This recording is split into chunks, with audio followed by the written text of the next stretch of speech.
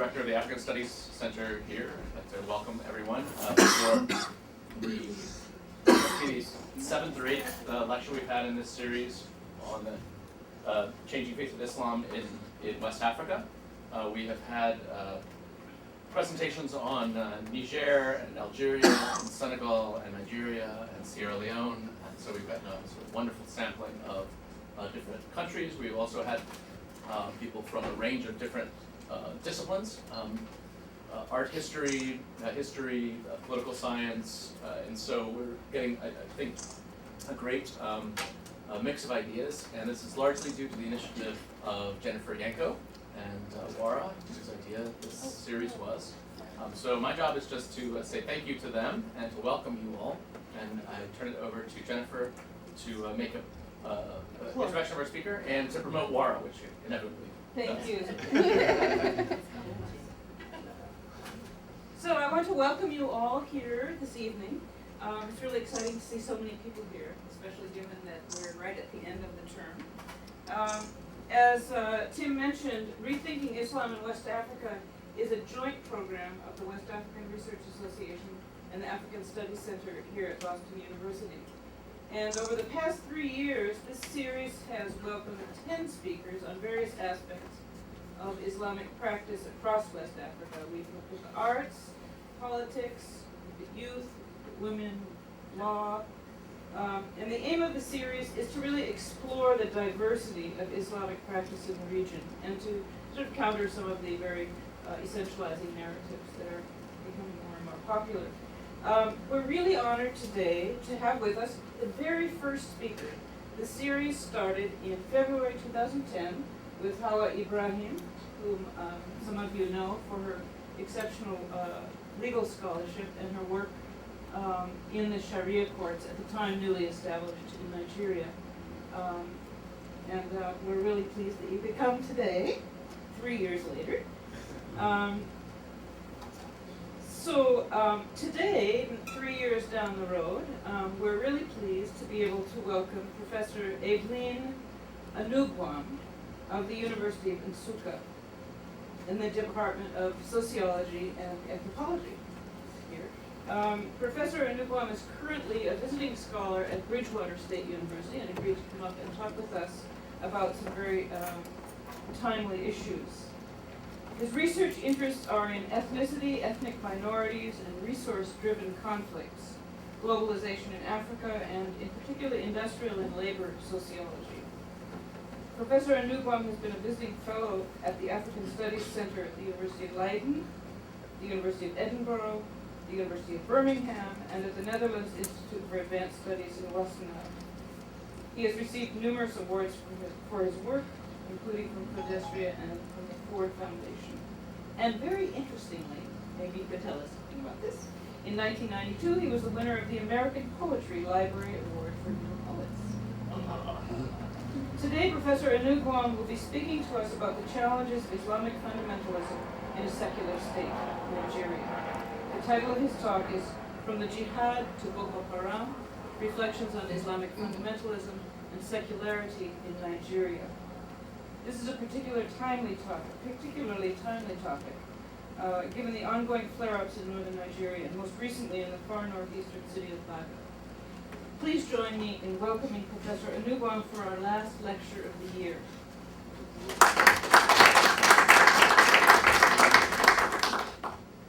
Thank you. And there are brochures on Wara that I will leave on the table and encourage you to take one and consider joining us.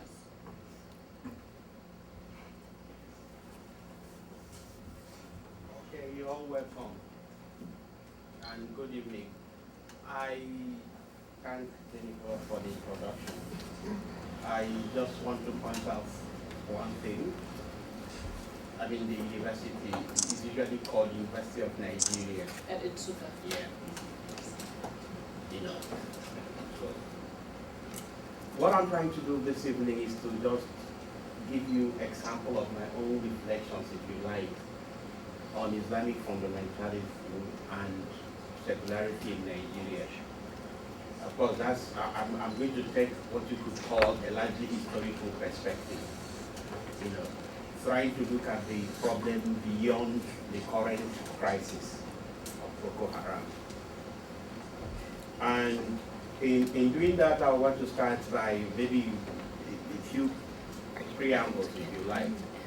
In the first place, I read an article that was last 2 weeks. I think it's in the current volume of African Studies Quarterly. It was an article on Boko Haram by a couple of Nigerian and South African scholars, which was a very good article in some sense. Even though my problem with that is it is like a repetition of what I call the conventional wisdom of explanations, which doesn't help us too much. Because at the end of the day, they were looking at issues of economic marginalization, military rule and decadent governance as explanations. Is it possible to move around so that the person's Yeah, absolutely. You can use the mic?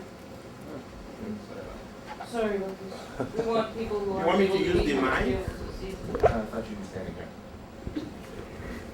Yeah, but that means somebody gets to do this, right? We can do it for you, or we can move it I'll along. move it for me. the ways. Is this okay? Yeah. This place is all right for you.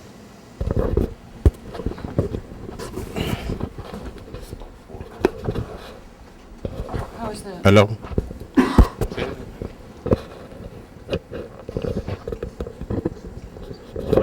It's Is okay. it on? It's just going direct. Okay, it's for your this thing. Okay. Yeah. Thank you, that's okay. Yeah, so like I said, the whole explanation would be like, regurgitating the conventional wisdom, and that doesn't help too much with this kind of issue. Now, the second point I would want to make is the error of what I call classical social science. If you read what scholars wrote about religion, you get the impression like religion is something that you can ascribe to the traditional homogeneous society.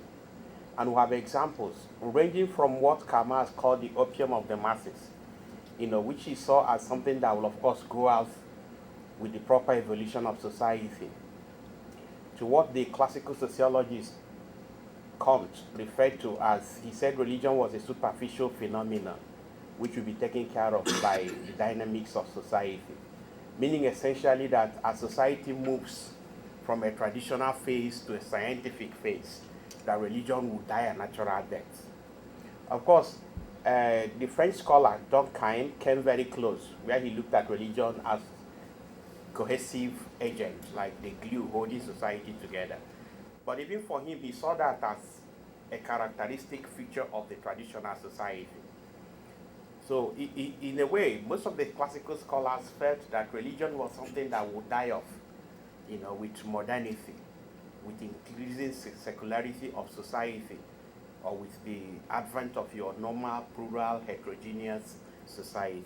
Well, the fact remains that in spite of the optimism, or whatever it is, I think we have more people who profess one religion or the other, who are religious zealots, if you like, and who are also fundamentalists today than maybe 20 years ago, which means that religion has a very strong sense of character, if you like. Instead of diminishing, it is growing. And this is ironic, because at the other polar opposite, we have different manifestations of individualism, of free radical thinking and choice, which are also growing up with religion.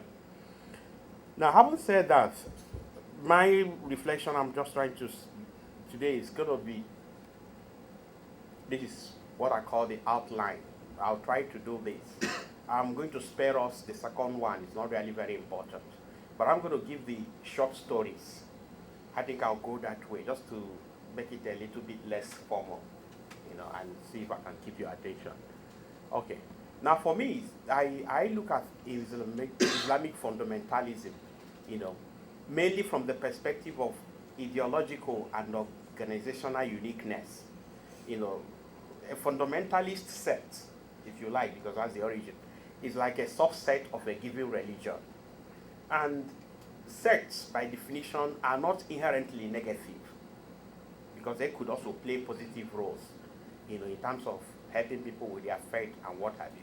But what is interesting about Islamic fundamentalism is the fact that they think that in the pursuit of pure Islam, you can also use warfare, And for them, it is either pure Islam or nothing. But interestingly, a lot of the sects, even the Islamic fundamentalists, derive their justifications not even directly from the Quran, but from what they saw as interpretations or injunctions, which of course they claim came from the Quran, the so-called hadiths, if you like. The truth about hadith is, even though there have been a lot of process of metamorphosis, the truth, as any genuine scholar of Islam will tell you, is that some of them are not valid. You can't trace a valid relationship between these interpretations and the Quran or the life of Muhammad. Now, be that as it may, my own idea of secularity takes essentially from the case of Nigeria, going back to the 1979 Constitution, all the way down to the current 1999 Constitution. Nigeria is defined as a secular state, which means ideally it is a state in which there should be no promotion of any state religion. And the state is not supposed to be directly involved in promoting any type of religion. Rather, the state is supposed to give freedom for the citizens to express their beliefs and practice their religion as they think fit.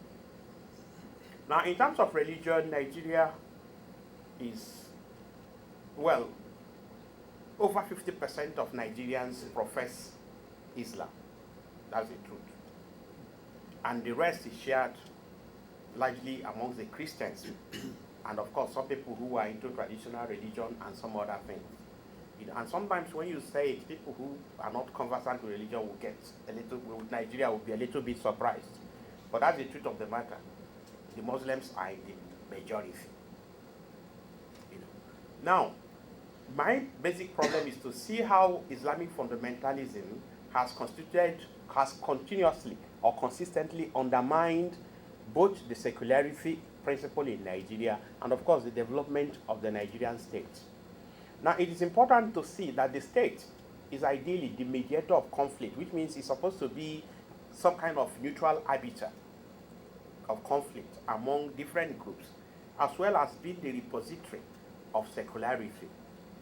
So my own task will be to maybe undertake a critical interrogation of Islamic fundamentalism, as a recurrent threat to secularity in Nigeria, as well as try to see whether I can have new insights or interpretations, all in a bid to help with the situation. Now, I just put this map. If you look at the green patch, that is what I call the Islamic northern Nigeria. Definitely, these are like the 12 states in northern Nigeria where you have Sharia law. The only difference is to say 9 of them practice full Sharia. 3, do not practice full Sharia. The 3 will be Kaduna, Niger, and Gombe, yeah. I think I have the, but these are the 3 that don't have full Sharia. Maybe we'll still come back to this. Now, this is my first story. That is the picture of Othman Dan Fodio.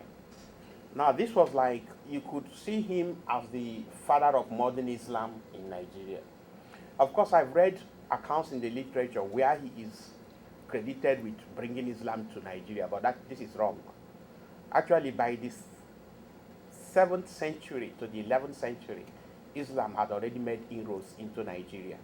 And by the 11th century, actually, the 7 Hausa states were predominantly Islamic. And it was actually spreading into the old Oyo Empire, which is like the domain of the Yoruba. Now, but what Danfodio did was to successfully carry out the first jihad, to bring the so-called modern phase of Islam into Nigeria. Now, Othman Danfodio was living in a place called Gobie, which is in present-day Niger State. And he was an Islamic scholar, a teacher of the law. But his own teaching was very radical. And because of that, of course, occasionally he ran into problems with the authorities in Gobie. Now, in 1802, there are two different accounts. One account is that he was driven out of the city by the local authorities. Another account is that he went on his own on exile with his followers. But whatever the case, he left Gobia in 1802, and 2 years later he came back to wage his holy war, the so-called Jihad, which was very successful. And very critical was not just his personality, which all the accounts say was very charismatic and forceful, but also he had willing, soldiers, if you like.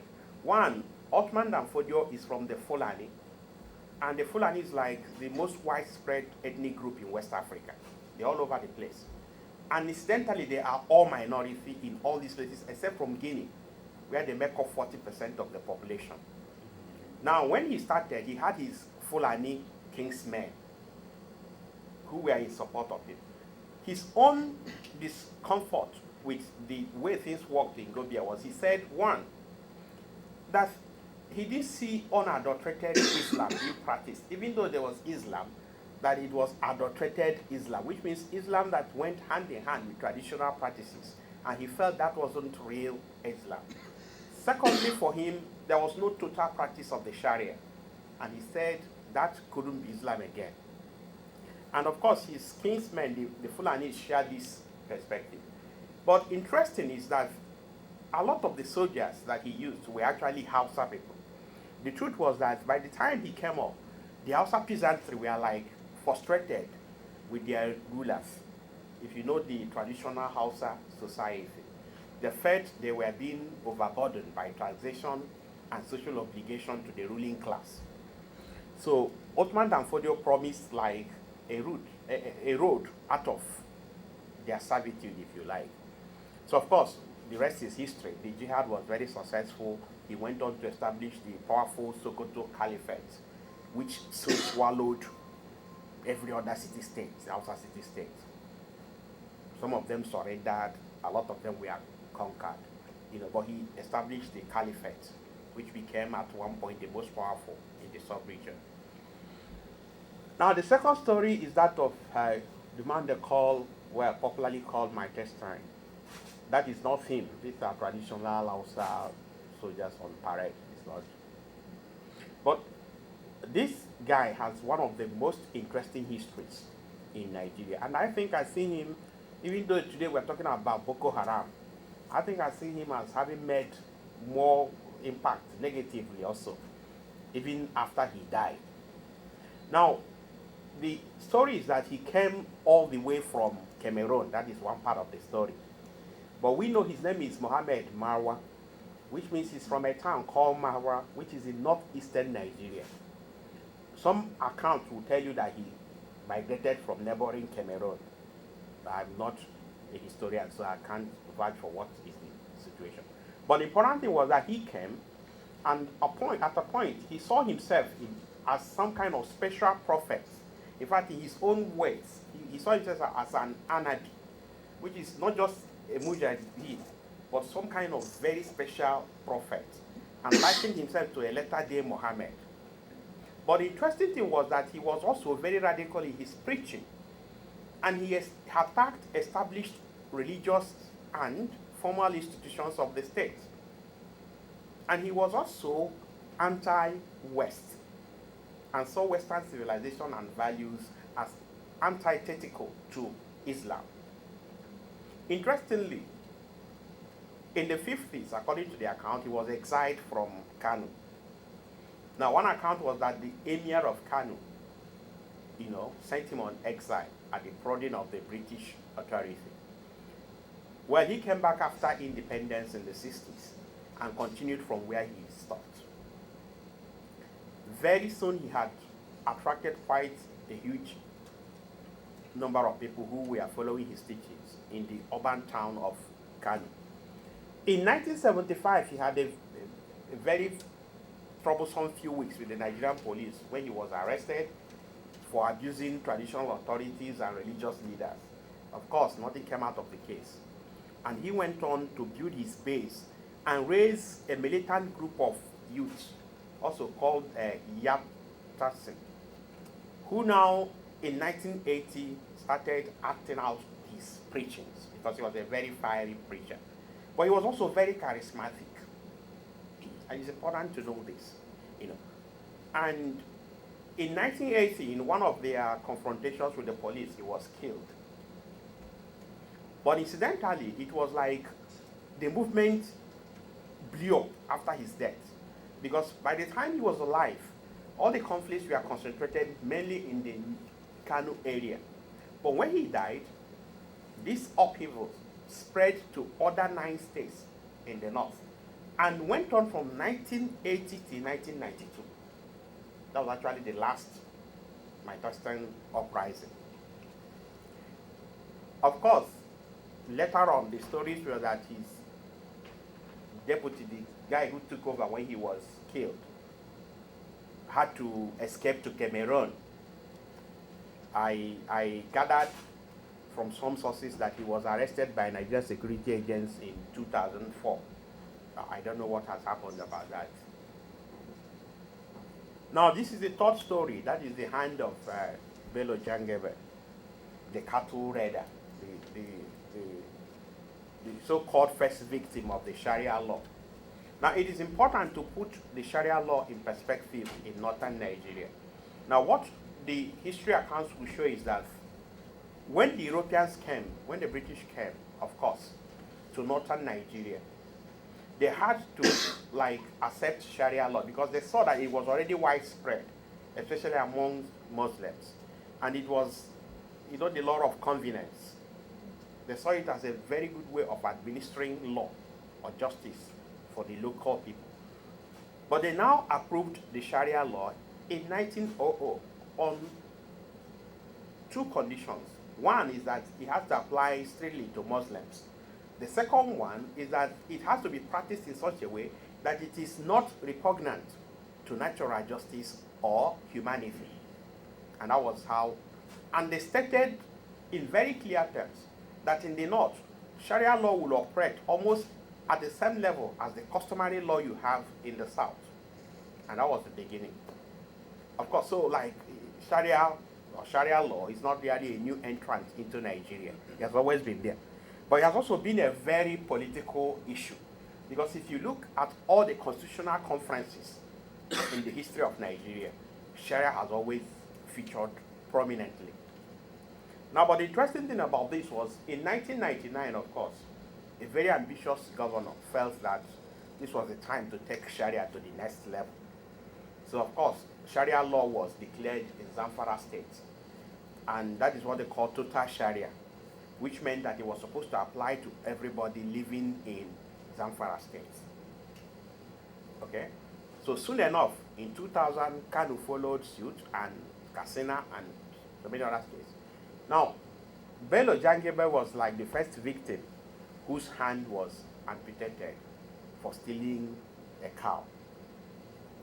And the interesting thing was that in 2010, the 10th anniversary of amputation, he was tracked down by local newspaper people who wanted to ask him questions, after all these years. Because there are a lot of stories about Bello Jangebe. At some point, we were told that the politicians offered him money so that he can allow his hand to be amputated and so on, because they wanted to make a case, I don't know. But when the newspaper people traced him to his village in Talata Mafra, in Zamfara state, they found him a poor man after 10 years who depended on selling firewood. He would go into the remote areas to bring firewood to sell in the village. To feed, he had a family of 4 and 5 grandchildren.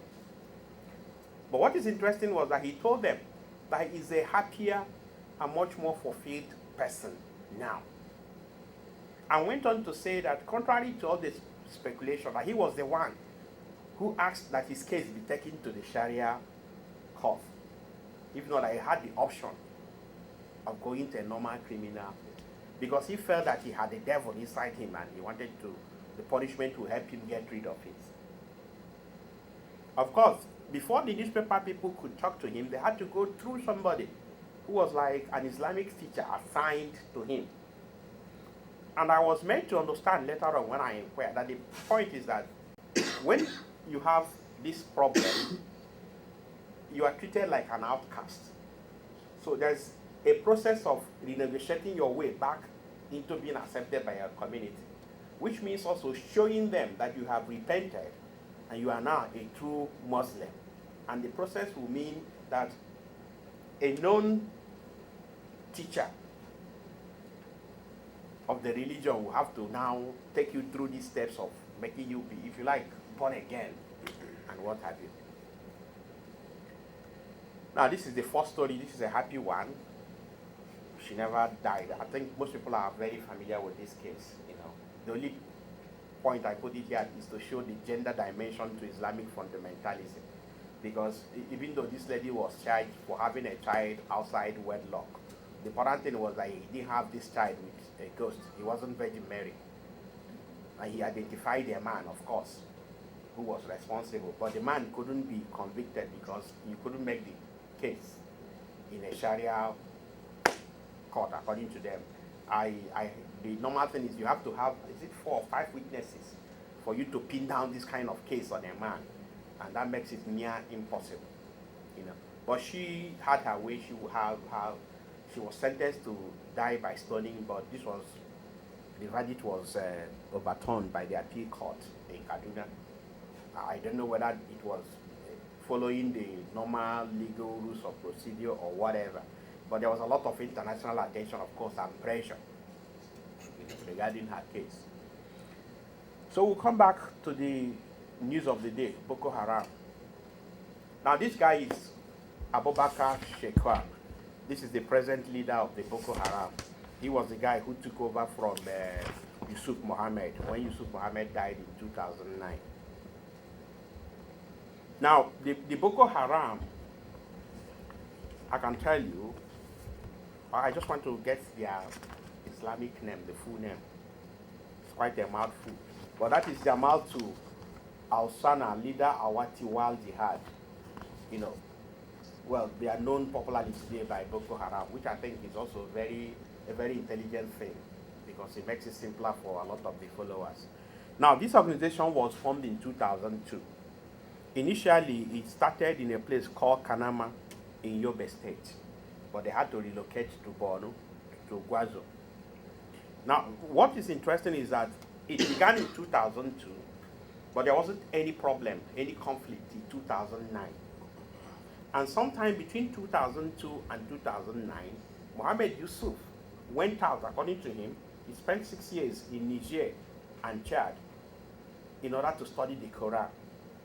Now, when he came back, and even before he left, he was a fiery preacher, trying to rubbish the so-called traditional Muslim clerics and also the state apparatus.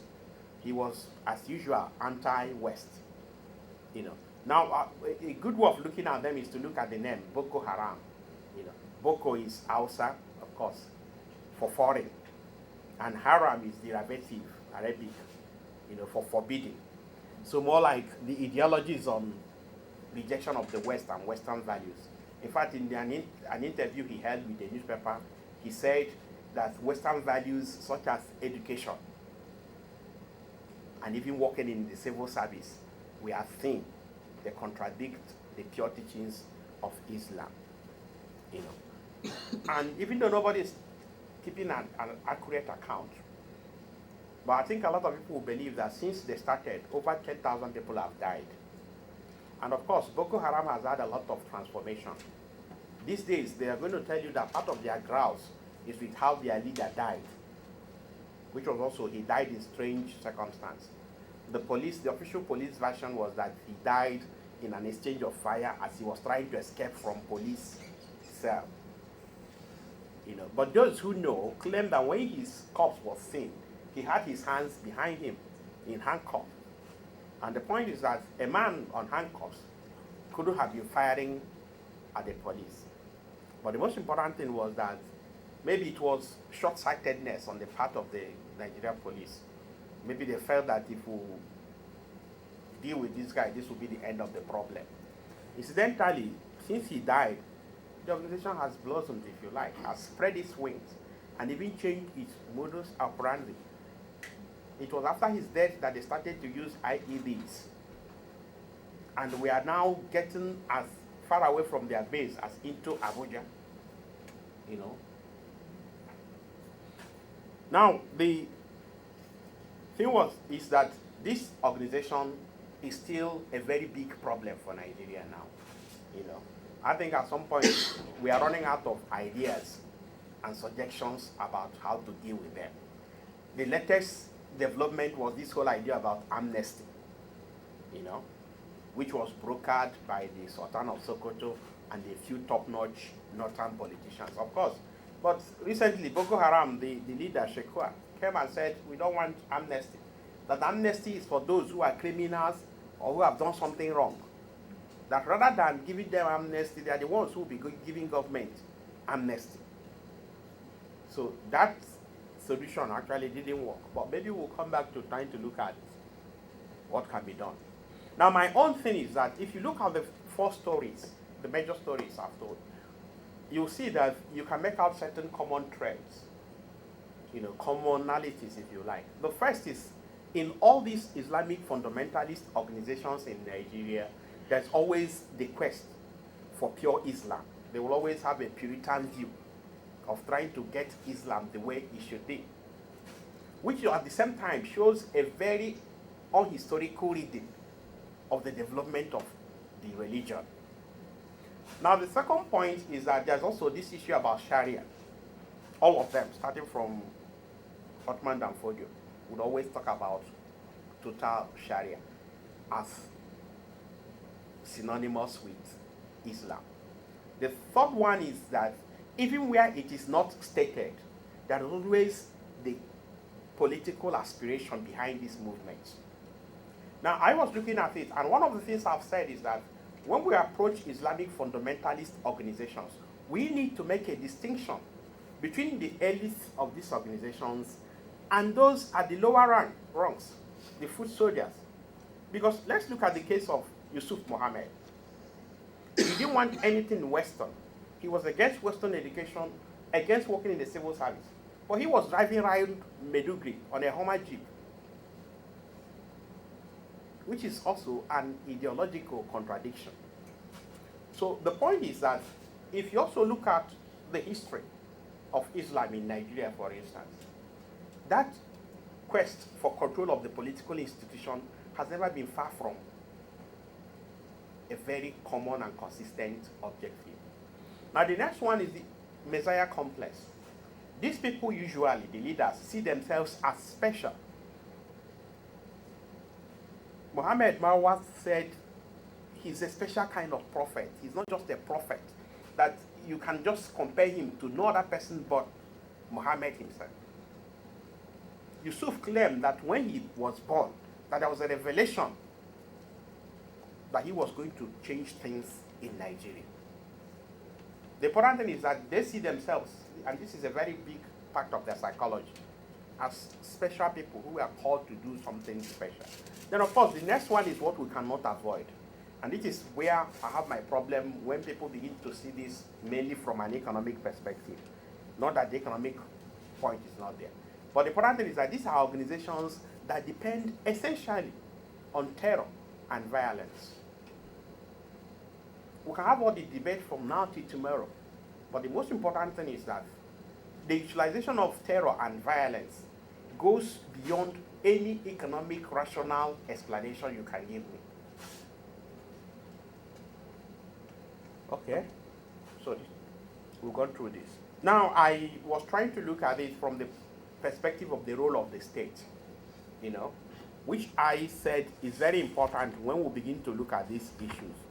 Whether it is ordinary inter-ethnic conflict, inter-religious conflict, Islamic fundamentalism, the role of the state is always overriding. And two things are very important here, which means the way the state conducts itself, especially in terms of delivery of services, and more especially in Nigeria, distributional justice in resource allocation is a very big issue. The next thing is to look at what has been called some kind of historical conspiracy. You know, you have this I will always tell people when I talk about ethnicity, and we have these arguments of ethnicity being imagined, ethnicity being constructed, and what have you, which are all wonderful. But I said in some of these situations, you have to understand the peculiar nature. For instance, in Nigeria, it's like you're dividing the country into two. It is geographical, it is ethnic, it is religious. So these factors like consolidate each other. And sometimes that makes situations a little bit complicated. Okay? Now, my point is simply that the state in Nigeria has not promoted secularity in the real sense of it. Even though we could see the activities of Islamic fundamentalists as, impinging on the whole notion of secularity. But the state itself has not kept away from active involvement in religion. And there are so many cases to show that. The first one is the OIC membership, of Nigeria in 1986 when Babangida was in power. This was contrary to whatever constitutional declaration of secularity there was. Then, of course, the state in Nigeria is today very well involved in the so-called pilgrims' welfare, whether of Christians or Muslims. Then the state had been building places of worship and sponsoring parochial schools, especially in the north, schools that teach people only Islam and the Quran, being funded by state resources. But beyond that also is that Islamic fundamentalism has also become a very big political tool in Nigeria these days. And that's also part of the problem, because people see this as giving them some kind of access to power, as well as enabling them to consolidate their power base. It is very interesting that in 2001, I came back I was on a short visit to Nigeria, and the president, Goodluck Jonathan, said that Boko Haram is everywhere, including in his own kitchen. And people thought it was a very silly thing for a president to say. But for me, it shows a level of sincerity that is not common. Because the point is, Boko Haram made serious inroads into the political structure. Because you could also ask who are the funders. We know about one Alhaji Bayo, or Bio, whatever, who was killed in 2009, who used to be a former commissioner in Borno State, who bankrolled a lot of the early. But if you look at the narratives these days in Nigeria, whether those who oppose or those who are in support, you cannot run away from the fact that there's a political connection. The politicians also are part of the problem. Now, of course, the next thing is what I have talked about. The Nigerian state is a state in which there is a primordial orientation, especially in terms of allocation, especially in terms of distribution. And in a primordial state, of course, what you're going to do is that you're emphasizing primordial factors like ethnicity, like religion, as determining who gets what, when, and how, what have you. Now, interestingly, is that people have seen the Islamic fundamentalist movements, especially Boko Haram, as some kind of subterfuge for the northern political agenda. I read it somewhere. I thought about it. I said it looks reasonable. I don't know if it is true. But the argument is that why is it that this thing had taken on a very heightened dimension since Jonathan Goodluck became president? And the idea is that sometimes these groups might be trying to make Nigeria ungovernable simply because a Southerner and a Christian is now president. I don't know how far you can go with that logic, but it's worth considering. Now the point is, what actually do these people want? It is very difficult. I was listening to a radio program as I was coming in here, and they were talking about they had two experts, one in England, one from the US. And they were trying to analyze what has happened in Boston, especially in terms of how Islamic fundamentalism has mushroomed in even local mosques and among young people. Now the point is that there are a lot of experts, but I don't think anybody can cross his heart and tell me that he understands thoroughly or totally what these groups want.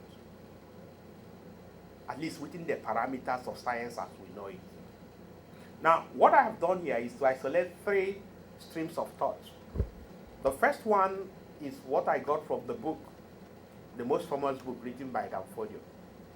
And what he says here is simple. He said the government of a country is the government of its king without question.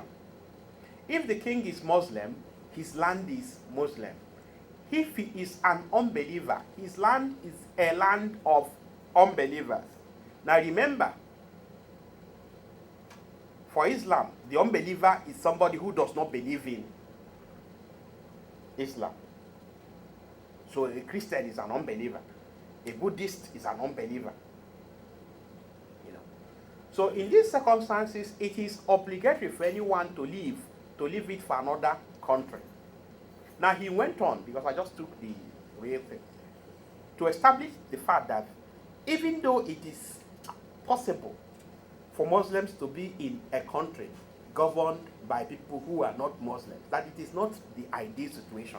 That Muslims should aspire to also take control of the territories where they exercise their faith. So, in other words, Islam is inconsistent with non-Muslim leadership. Now, the second one is by Huntington, of course. I think most of us know him, you know, where he was trying to characterize, he was just trying to explain, this is his own idea about Muslim conflict propensity.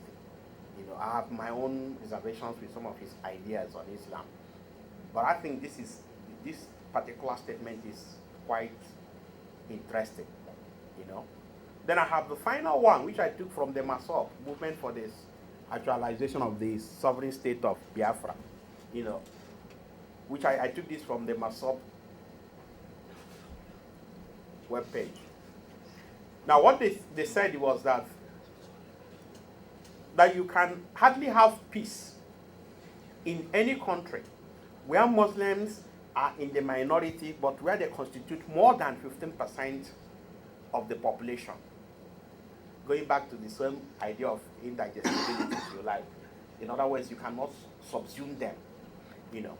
Now, I've said this, the first time I said this, somebody asked me, he said, what of Uganda? You know, and that was very interesting. But I have found out that officially, the population of Muslims in Uganda is officially put at 12.5%. That is the official data. Of course, in some accounts, it is estimated at over 20%. But there are very important two extenuating circumstances. One is the role of Idi Amin in Uganda. You remember at some point, Idi Amin had to convert to Islam. And that was foresight on his part. You know, people usually see him as one stupid guy. The guy was smart. Because without that, he would have been in trouble when the Tanzanians came. So being Muslim offered him the opportunity to go to enjoy himself in Saudi Arabia.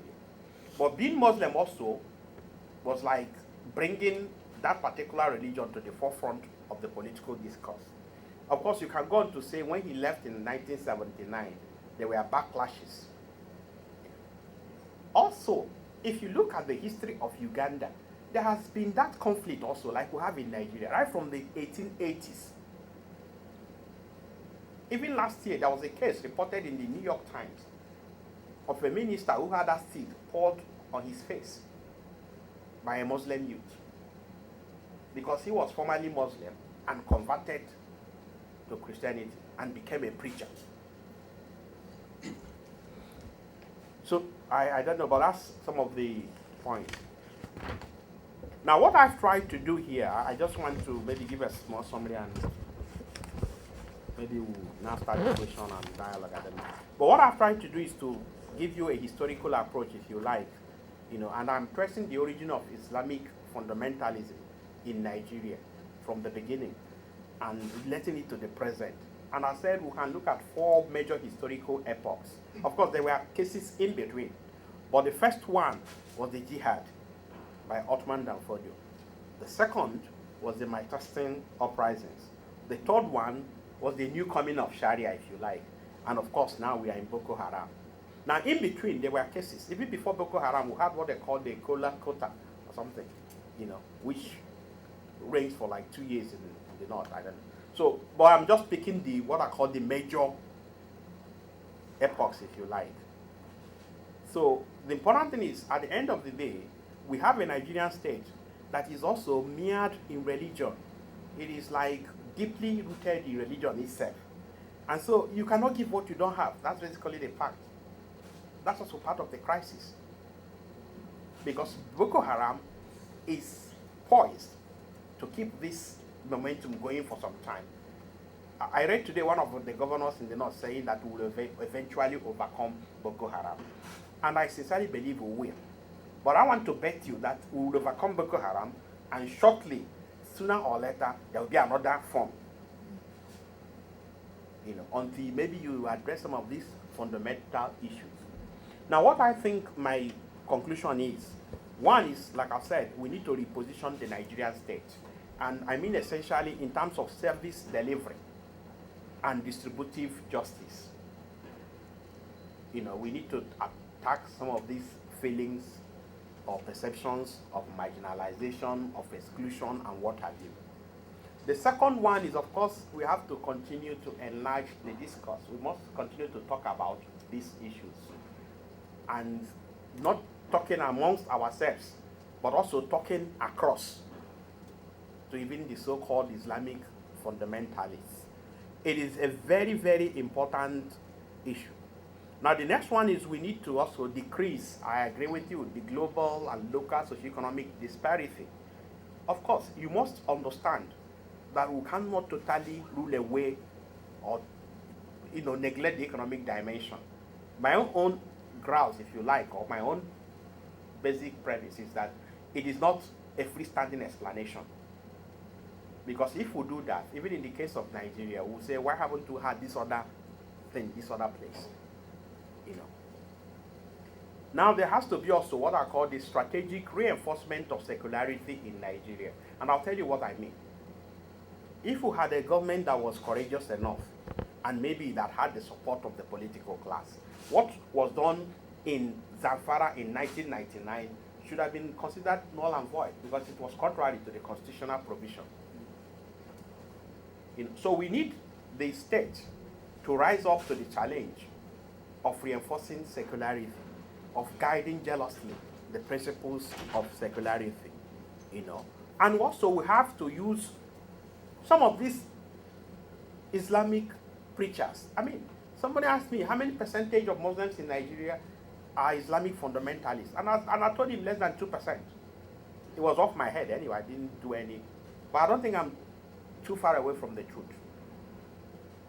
We have a lot of peace-loving and moderate Muslims. And I think one way of pursuing this problem is to get some of these respected clerics who are not fundamentalists to begin to offer their own counter-narratives of whatever ideological food the fundamentalists are giving to their people.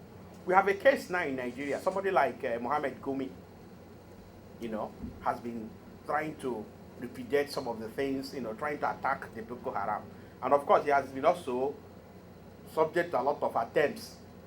But I think that process should be systematic. There has to be more encouragement. I talked to one of the clerics in Kaduna, a very respected cleric, who was very bitter about Boko Haram. And I think there are so many people like that. And that's also a way of trying to get at these guys. But if you look at it, it's not very easy. Because if you listen or read the history of Yusuf Muhammad, when he started his fiery preaching, he was expelled from a particular mosque. And he went on to establish his own. And also, of course, we cannot forget the international network. In Nigeria, since 1986, with the OIC, we had a lot of movements of Salafism and what they call the Wahhabi now into Nigeria. And a lot of these extremists are actually people who are into these sects. well, you can talk about the international network, which I don't want to waste too much time on. Then, of course, is the role of intelligence. I think the Nigerian army, the so-called Joint Task Force, just like they mismanaged the Niger Delta crisis, they are currently mismanaging the Boko Haram crisis. Because in some cases, if you read the stories now, it's like sometimes they kill a mosquito with a sledgehammer, and in the process, they damage part of the furniture. So they've been also killing innocent people. What they have done is to generate some kind of animosity, even amongst the local populace. And that fits into the goals of the Boko Haram, you know. Of course, I also think the military option cannot be ruled out, but for me, I see it as a preliminary kind of thing. Like what is in military warfare, if the foot soldiers want to attack a particular base, they usually call for area heat first. That is, the planes will come and bomb the thing from the air to weaken opposition, then you move in. So I think what the military option can do is maybe to tell these guys that they don't have the monopoly of force.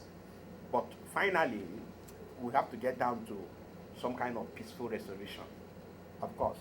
Then I want to also say there's need to continue to improve Western education, especially in those areas we see these people operating in.